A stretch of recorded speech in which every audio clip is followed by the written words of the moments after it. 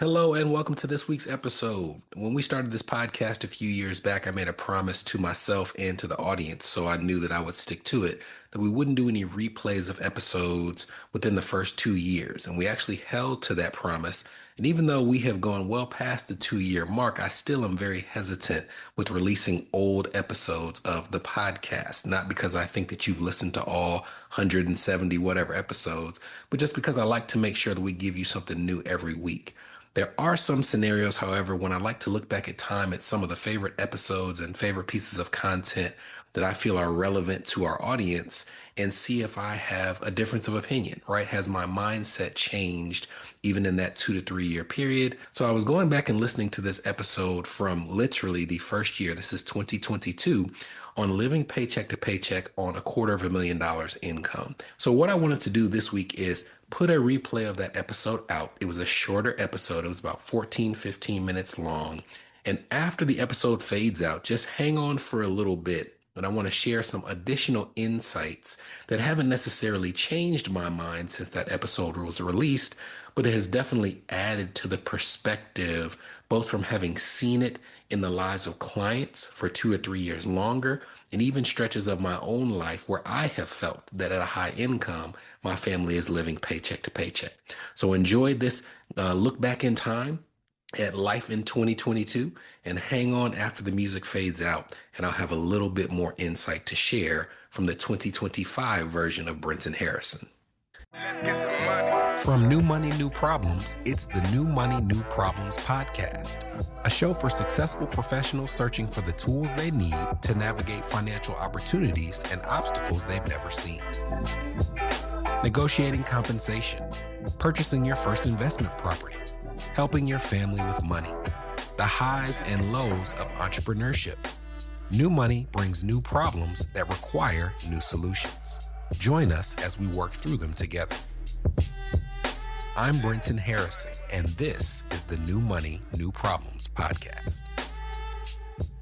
If you were here in last episode, we talked about in that session why, based off of the way people typically earn money, the idea that you would be saving smaller amounts over a consistent period of time doesn't necessarily match up with the reality that most people hit their peak earning years later in their career. And at that point in time, they can catch up for a number of the years they've lost when they were building that profile, getting a few promotions along the way, and thus increasing their salary. I wanted to talk about that first because it is not uncommon for me to come across a person who earns a really great income, but is not in a position to save as much for retirement as they do. Because it's not uncommon to go through the finances of these high income earners and realize that they have little to no money saved that they can access in the here and now.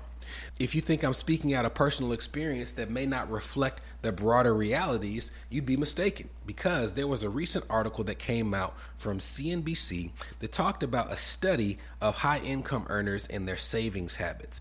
The title of this article was, "Amid High Inflation, 36% of employees earning $100,000 or more say they are living paycheck to paycheck," end quote. Now, the study that the article is quoting was by Willis Towers Watson. And as the title implies, they found that 36% of people who earned $100,000 or more state that they were living paycheck to paycheck.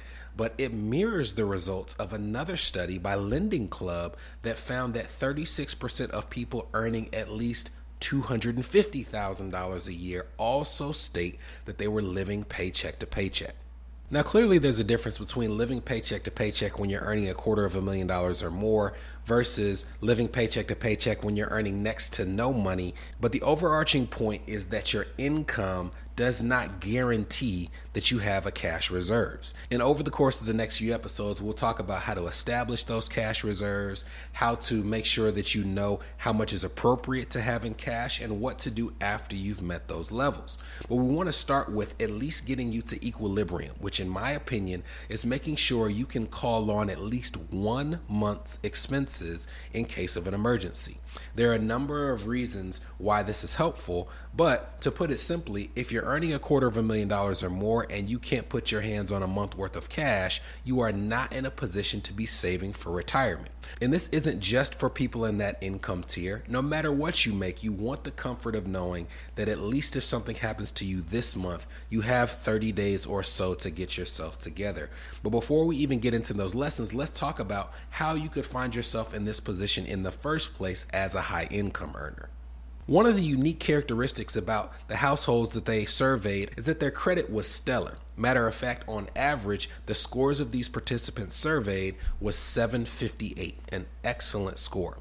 That might seem odd to you if you're wondering how they're keeping their credit so high while also struggling to meet expenses, but it is very common for a person to get a credit card when they were in their 20s or early 30s that they struggled to pay off. They didn't have the money to cover their expenses, and that balance grew, and they reached the point where they just assumed that they will always have $5,000 or $10,000 worth of credit card debt for the rest of their life. As their income increases, however, they might reach a point where maybe they still have $5,000 or $10,000 in credit card debt, but they also, in terms of new debt that they are accumulating, can afford to pay it off in full every single month. And when you have that ability, it tempts you to put every bill possible on your credit card. And over the course of time, it leads to this type of leakage where instead of you having a grasp on the bills that are actually in your household budget, you don't realize the impact of each individual expense because you're not paying it one-on-one. You're making one lump sum payment at the end of the month. It also puts you in a unique position when you have extra money in your account, because now you could save that money for yourself, or you could decide to chip away a little at that credit card statement that's staring you in the face. You often go back to that 25-year-old self who couldn't and say, now that I can afford to make this payment, I'm going to make it because I don't want the burden or the stress of seeing that credit card balance increase. So you decide to chip more at the credit card than you do save for yourself. Now, it's easy in that process to continue saving for retirement because that money comes out of your check before it reaches your account. You don't have to make that decision, which is why you often see people with very little in savings, high consumer debt, but significant 401ks. They are lacking that foundation. The next consistent problem I see with high income earners trying to dig their way out of this consumer debt hole is a lack of knowledge of their subscription payments. Every single year, I go through our credit card statements and I mark out the auto pay subscriptions that we've signed up for. And every single year, I find something that my wife has signed up for not knowing that I had it, or I signed up for not knowing that she had it. You just don't know until you have an idea of what you're paying for without realizing it. Because the human brain has an incredible capacity to put out of sight things out of mind, and subscriptions are a big red flag that can get out of control. We'll put in the show notes a number of resources that will do this for you. They will go through your bank statements and your credit card statements, and they will identify your subscription payments to make sure that you have an idea on what you're paying for unknowingly. And that brings me to my last point, and this is something that I suffer from as well. As a matter of fact, every single thing we're talking about is something that at some point in time I've had to deal with in my own finances. And that is recognizing the fact that the more money you make, the less value you place on a single dollar. When I started in this industry, it took me 6 months of studying, getting my licenses, training, and meeting with clients before I ever got my first paycheck. And that first paycheck was under $200 for 6 months of intensive work. Now, at that point in time, when I got that $200 check, if I went to the grocery store and decided to spend $100, you better believe before I went to check out, I would have evaluated every single thing in that cart to make sure I really needed it before I went home. But the more money I make, the less value $100 has to me. As a matter of fact, if I'm being transparent, I would say that if I'm looking at something online and it's less than $100, I don't even think about whether I shouldn't buy it. Because really, less than $100 isn't something at this point in my life that is a big concern. What is a problem, however, is when I'm shaking off those purchases that are less than $100 and making them without thinking 5, 6, 7, maybe 8, 9, or 10 times a month. Now we're reaching the point where that becomes a significant expense that I haven't picked up on, all because the value of a dollar has reduced as my income has increased. All of this is natural. It's not about blaming ourselves. It's about pulling ourselves out of this scenario. So after the break, we're going to talk about some immediate things you can do to get to the first level of foundational savings, which in my opinion is 1 month's expenses. This is the New Money, New Problems podcast, a show for successful professionals searching for the tools they need to navigate financial opportunities and obstacles they've never seen. We'll be right back. Are you wondering what new money problems you might be overlooking in your financial life? If so, we've got great news. We've crafted the New Money, New Problems Gap Finder to identify potential weaknesses in your finances in areas ranging from budgeting, investments, insurance, and even the threat your extended family's finances could pose to your household. Please head to newmoneynewproblems.com/gapfinder to complete it today. Again, that's newmoneynewproblems.com/gapfinder to take the assessment.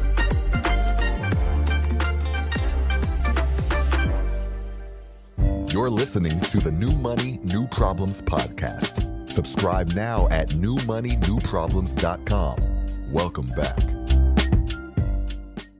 Before the break, we talked about common reasons why high-income earners can find themselves in a scenario where they're living paycheck to paycheck or simply don't have the emergency fund they would like in a pinch. But now it's time to talk solutions. And the first solution is understanding that no matter what you see online, no matter what you believe is common sense financial advice, when you're in the type of hole where you're earning significant money and living paycheck to paycheck, you have to flip all that on its head and do what's right for you. Now, this may not be the right thing for everybody, but in my opinion, if you have less than a month's expenses saved, one of the first things that you need to consider doing is stopping your retirement contributions. One of the first things people say when I recommend this is, yeah, but if I do that, I'm giving up my company match, and that's leaving free money on the table. You are correct. But again, the utility of money that you can't touch till you're 59 and a half pales in comparison to the utility of money you can touch now when you're living paycheck to paycheck. I can assure you that taking 3 to 6 to 9 months off from retirement contributions in exchange for establishing an emergency fund will be something that for the future of your finances will pay long-term dividends. The next step is for any debt that you have, whether it be a credit card, a car, a student loan, for which you've been making extra payments, you need to stop until you've established this base savings. Many of us have a debt that annoys us more than others or stresses us out more than others. It may be a car for you, it may be a credit card for me. And the temptation is to take that stressful debt and pay more towards it, even if you feel you're living paycheck to paycheck. It makes you feel better when doing so. But until you've done a full accounting of your finances, you don't know if that stressful debt is the place where those extra payments have their highest and best use. And right now, we're trying to get to the point where we can simply have some breathing room. So all extra payments need to stop while we divert this extra money on a monthly basis to our savings. Next, evaluate your subscriptions. Either do it yourself or use some of the resources we'll put in the show notes to identify all of your automated subscriptions and actually go through the process of deciding whether you need it, want it, or it's a duplicate. And lastly, until you've reached 1 month in savings, eliminate or reduce one of your consistent lifestyle expenses. Here's an example. My wife and I have a favorite pizza place around the corner from our house. And every single Friday night, I take my son, I go pick up a pizza, and then on the way back home, we get a donut and ice cream at his favorite donut shop. It is a staple part of our week. It's something I do out of habit. I don't even really think about it. But that pizza is from a gourmet pizza parlor. That donut is from a gourmet donut shop, one of my favorite in Nashville, Five Daughters Bakery. If I get a pint of ice cream, that pint of ice cream is from a gourmet ice cream shop, Jenny's, my favorite ice cream shop. At the end of the night, I have spent almost $50 without thinking about it. If it's a month where there's 5 Fridays in that month, that's $250 that I have spent all just out of habit and without evaluating that purchase. Now, it may not be $250 for you, but I can guarantee that there's some expense that may be $10 a week, $15 a week. And it doesn't mean you have to stop it. But even if you cut it in half, you could take some of those savings and divert it to your emergency fund. Now, all of these things are just a few tips, and I'll actually put a link to some other articles we've done in the past about other ways to increase your savings. But these are those emergency steps you can take to get to 1 month's expenses in your savings account. But to make sure that the juice is worth the squeeze, you can't just stop these things. You have to keep a tab of how much you're saving. And once you've tabulated that final amount, whether it's $50, $100, $200, $300 or more, that needs to be diverted to your savings account through an automated transfer. We're not here trying to make ourselves more disciplined than we can possibly become in a couple months' time. We're literally trying to make things as easy as possible on our way to establishing a foundation. But the process isn't completed until you've tabulated what you save and set up the transfer so that money can be repurposed to savings until you've met 1 month's expenses. Now, you may not get there overnight, but when you do, you'll have more breathing room. And if you have debts that you're carrying into this process, like those credit card debts or those high interest loans, in the next episode, we'll talk about how to optimize those while you build that financial foundation.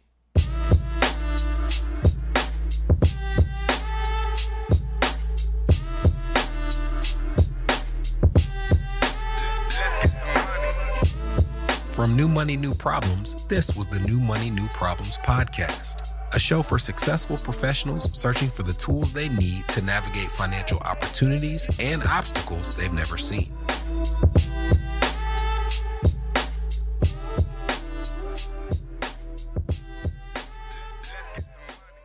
All right. I hope you enjoyed that look back in time at the 2022 version of Brenton Harrison and the New Money, New Problems podcast.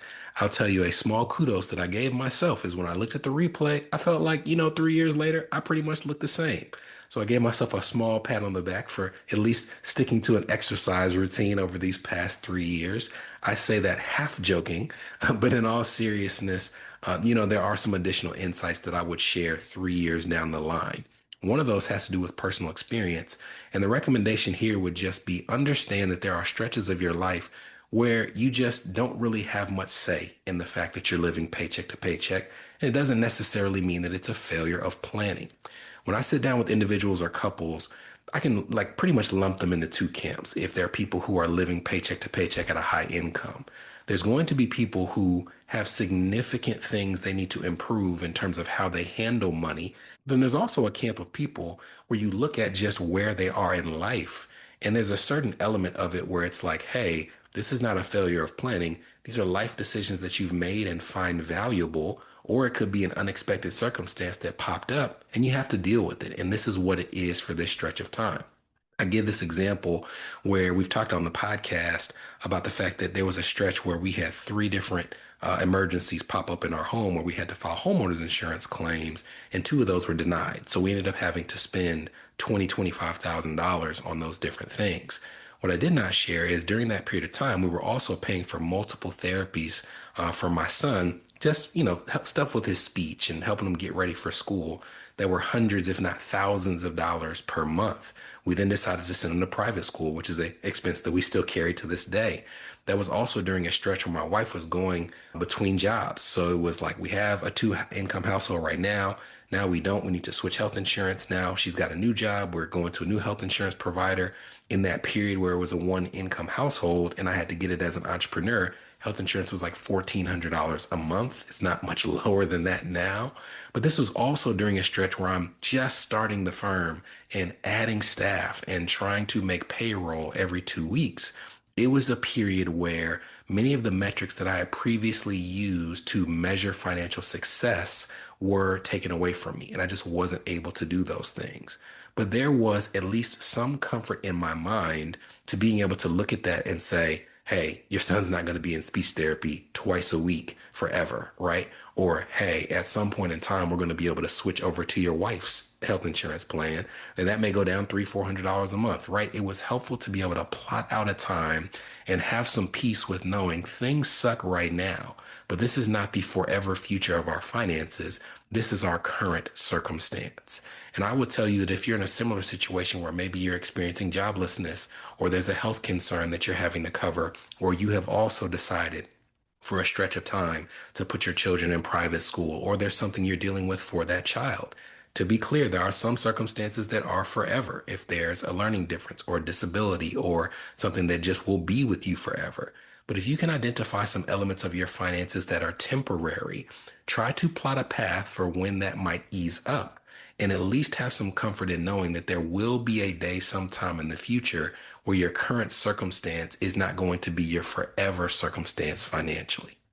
The next thing I would share with you is during those periods of time, I would try to measure and find different metrics of success. So I talked about the fact that during that stretch, I had some things taken away from me. In a previous year or years, some things that I would consider a success would be making sure we had a certain level of emergency reserves, putting money into our non-qualified brokerage account, paying the annual premium for my permanent life insurance, putting some money into a retirement account here or there. And those were things that I just simply couldn't do for about 2 years as we had those experiences and recovered from those experiences financially. Matter of fact, there's some of that stuff that I'm still paying down and we're paying down as a family. But it gave me comfort during that stretch to make sure that as we built the firm, I kept an eye on the valuation of our firm if we were to sell it on the market. Not planning to go anywhere, but I can't tell you the peace that it gave me of saying, hey, I feel like I'm making no financial progress. And then I look at the valuation of our firm and it's gone up 20% in the last year. So even though I have that internal feeling, it does not mean that I'm not moving the ball forward in a different way. For you, if you're not a business owner, it may be, hey, I can't put money into my 401k right now, but I had some money in there before I had to stop. And the market's gone up pretty significantly and consistently over the past 3 years. Hey, if I'm looking at my income earning potential, I'm in a stretch right now where I'm living paycheck to paycheck, but look at all these things that I've done to increase my earning potential that are going to pay dividends down the line. Now, there are some steps to take if you're like the people we talked about in 2022, where this is truly just a consequence of behavior. But if you're doing the right things within your control, I would almost guarantee you there's something you're doing right that you can point to, or even if it's not an action of yours, there's something that is going better than you're expecting, and I would encourage you to identify it. The next thing I would say is I would always make sure that you stay marketable. When I think back through some of those periods where it's like, man, you know what? It sure would be helpful to have XYZ right now. There would be like these random emails that I would get from somebody who wanted me to come and speak at a conference and they would pay some level of honorarium, or somebody who wanted to come in and talk about student loans and wanted to pay me a consultation fee, or some project that I was able to take on and earn unexpected money. And I've had this conversation with my dad. My dad is an emergency room physician. He's almost 70 years old, but he keeps his skill set sharp. And he talks about the fact that, like, hey, if he's in good health and he's 80 years old, he can always go get privileges at a hospital to pick up a 12-hour shift here or there. And that ability to do so is what motivates him to stay sharp, to make sure that he's always marketable as a potential hire, and to make sure that he's even in good health to be able to do those types of things if he's 80 years old and wants to pick up that shift. And I would encourage you to have the same mindset of no matter what's going on financially, always make sure you're doing the things that you can to stay marketable. That could be networking. It could be taking certifications and extra courses. It could be continuing to produce content if you're a person like me and getting your name out there on a consistent basis. But I can tell you that one of the unexpected positive things that often takes people out of living paycheck to paycheck is not always good financial behavior. Sometimes it's just more money. And if you can continue to position yourself to earn it, you'll be on the same path and continuously moving the ball forward. The next thing I would encourage you to do is to prioritize a goal, something small but positive to give you the motivation to keep going.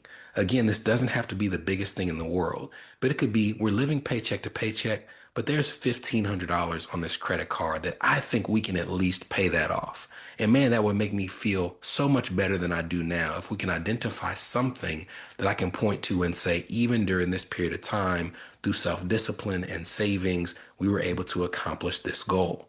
And then lastly, stop paying attention to other people. I firmly believe we've had all of this content on layoffs and severance, and I firmly believe that we are in the middle or at the beginning of a significant white collar recession. It could be a blue collar recession as well, but just in transparency, I work with mostly white collar people. But I feel like we are at the start of some serious pain when it comes to the white collar job market. And I can't tell you how many conversations I'm having with people where there's not just frustration that they're losing a job.